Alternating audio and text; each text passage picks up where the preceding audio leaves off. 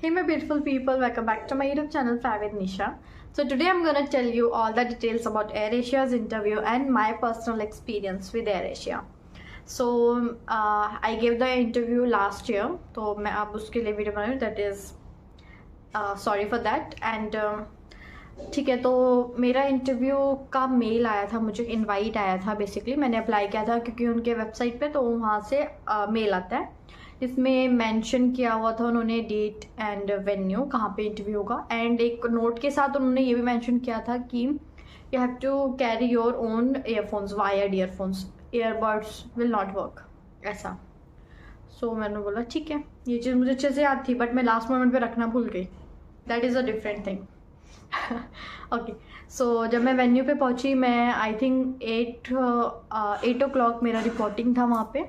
And मैं 7:45 तक वहाँ पहुँच गई थी. बट द थिंग इज़, मैं वहाँ पे पहुँची तो मैं देख रही हूँ वहाँ पे ऑलरेडी इतनी लंबी लाइन लगी हुई है. होटल के बाहर भी I can see more than 100 और 200 people were standing in the line. और आई वाज लाइक, देख के ही मतलब कॉन्फिडेंस डगमगा गया बिल्कुल इतने लोगों को देख के. बट मैंने उससे इतना दूर आया, लेट्स ट्राई. खड़े हो गए लाइन में. आफ्टर 2 hours मेरा नंबर आया. फर्स्ट राउंड उनका होता है BMI चेक.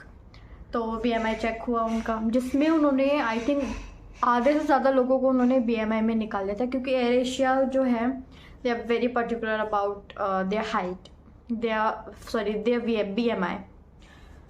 तो ये हुआ. उसके बाद फर्स्ट राउंड होने के बाद हमें, मेरा फर्स्ट राउंड क्लियर हो गया आराम से. देन उसके बाद हमें सेकेंड राउंड के लिए एक रूम में बिठा दिया, जिसमें फिर हमारा डॉक्यूमेंटेशन हुआ. डॉक्यूमेंटेशन में उन लोगों ने क्या क्या चेक किया, उन्होंने पासपोर्ट चेक किया, ऑल द वैलिड डॉक्यूमेंट्स जो कैबिन क्रू के लिए रिक्वायरमेंट होती है वो सब उन्होंने चेक किया. Like Aadhaar card, pan card, your passport and your vaccination certificate, double dose, दोनों डोजेस होने चाहिए. एक का भी अगर डोज नहीं था आपके पास तो वो उनको रिजेक्ट कर रहे थे वहाँ से. मेरा पासपोर्ट तब आया नहीं था, मैंने अप्लाई किया था तो मेरे पास कोई रेसिप्ट थी बस. तो मुझे इतना डर लग रहा था कि मतलब रिजेक्ट ना कर दे मुझे सेकेंड राउंड में. बट उन्होंने बोला इट्स ओके, रेसिप्ट है तुम्हारे पास, so you can go. Second round भी क्लियर हो गया फिंगर क्रॉस करके मेरा. देन एंड अगेन उन्होंने एक अलग रूम में भेजा जो कि था हमारा third round. And third round में होते होते 3 घंटे मेरे आराम से बीत गए थे वहीं थर्ड राउंड का कंप्लीशन होते होते. तो पहले तो उन्होंने एक रूम पे बिठाया, वहाँ पे बड़ा सा एक टेलीविज़न लगा हुआ था जहाँ पे एयरएशिया के बारे में चल रहा था कि कब स्टार्ट हो, मतलब basically about the airline, all the benefits, वो कैबिन क्रू को अपनी कैसे देखना चाहते हैं, उनका फ्यूचर गोल क्या है, ये सब चीज़ें थी उस टेलीविज़न पे चल रही थी. देन हमारे मेल पे एक लिंक आता है, एक इंग्लिश टेस्ट होता है जो कि बहुत ही सिंपल था, उसमें कुछ भी नहीं था, trust me, just punctuation test था वो. उसमें पासिंग मार्क्स आई थिंक 6 था, no it was 4. 6 out of 4 अगर तुम्हारे हो गए तो you can pass the third round, otherwise नहीं होगा. तो ऐसा हुआ था. तो फिर मेरे आई थिंक 5 आए थे, मेरे 5 आए थे. तो मेरा क्लियर हो गया था. वो जैसे ही आप सबमिट करते हो उस टेस्ट को, आपका तुरंत वो आ जाता है रिज़ल्ट. तो फिर वो तुम्हें अपना टोकन नंबर दे देते हैं. तो फिर मेरा टोकन नंबर आ गया. फिर जो पास हो रहे थे वो चेक कर रहे थे कि तुम्हारा पास रिज़ल्ट आया है या नहीं. चेक करने के बाद वो तुम्हें एक आगे रूम था उसमें भेज रहे थे. मुझे उस टाइम ऐसा लग रहा था कि एक एक सीढ़ियाँ में चढ़ रही हूँ अपने लिए, तो ऐसा था उसमें. तो फिर ऐसा हुआ. फिर फोर्थ राउंड के लिए हमें भेजा उन्होंने. फोर्थ राउंड में क्या हुआ था, नहीं फोर्थ राउंड, थर्ड में ही एक चीज़ मैं और बताना भूल गई हूँ, वो है कि थर्ड राउंड में ही वो आपकी ग्रूमिंग भी चेक करते हैं. अगेन तुम्हारा BMI होता है, फर्स्ट राउंड में भी होता है एंड थर्ड राउंड में भी तुम्हारा BMI चेक होता है, प्लस स्कार्स चेक होते हैं. और उन्होंने स्कार्स मेरे पैरों में और हाथों में चेक किए थे. थैंकफुली मैं उस दिन स्कर्ट पहन के गई थी, पेंसिल स्कर्ट, इसलिए मुझे रिमूव करके कुछ मतलब टेंशन नहीं हुई बिल्कुल. सो और मैं पतली स्टॉकिंग बहुत पहन के गई थी, तो उन्होंने स्टॉकिंग्स भी नहीं उतरवाई मेरी. उन्हें इतना लेंथ ऑफ मेरा हाथ दोनों चेक किए एंड पैर भी नीज तक, तो वो भी हो गया. देन उसके बाद जो HR थे उन्होंने 10-10 करके सबको बुलाया अपने पास एंड दूर बिठाया, अपने से बहुत दूर बिठाया. फिर वहाँ से एक एक का वो नाम अनाउंस करे, फिर तुम्हें वहाँ से उनके पास वॉक करके जाना है.